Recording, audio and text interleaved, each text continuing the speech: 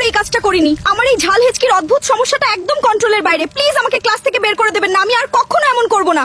ভাই আমাকে মাফ করে দিন, আমি ট্রেনে ওঠার পর থেকেই চেষ্টা করছিলাম চেপে রাখার, কিন্তু এই বিশ্রী হেঁচকিটা হঠাৎ করেই চলে আসে। আমার একদমই কোনো দোষ নেই। কেউ আমাকে এখান থেকে দূরে নিয়ে যাও, আমি যেখানেই যাচ্ছি সবার অনেক বড় ক্ষতি করে ফেলছি। আমার এই অভিশপ্ত আগুনের হেঁচকি থেকে বাঁচার কি কোনো উপায় নেই? বাবা আমি আর এই পৃথিবীতে থাকতে চাই না, সবাই আমাকে এখন ভয় পায়, কেউ আমার পাশে বসতে চায় না। আমি তো শুধু একটা স্বাভাবিক সুন্দর জীবন চেয়েছিলাম, তাই না? দেখলে তো, আমি আমার নিজের প্রিয় মানুষগুলোকেই পুড়িয়ে কয়লা করে দিচ্ছি। আমার একদম কাছে আসবে না তোমরা, আমাকে একা ছেড়ে দাও, আমি একটা জঘন্য দানব হয়ে গেছি। ডাক্তার বাবু আমাকে প্লিজ বাঁচান।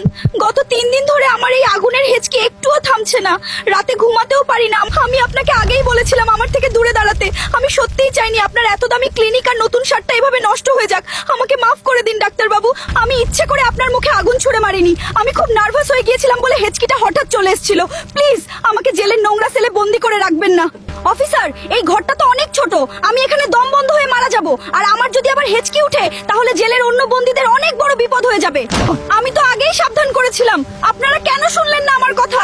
এখন দেখুন ফায়ার অ্যালার্ম বেজে পুরো জেলের ভেতর পানি থই থই করছে। প্রেসিডেন্ট মহোদয় আমাকে দয়া করে পৃথিবী থেকে চিরতরে তাড়িয়ে দেবেন না।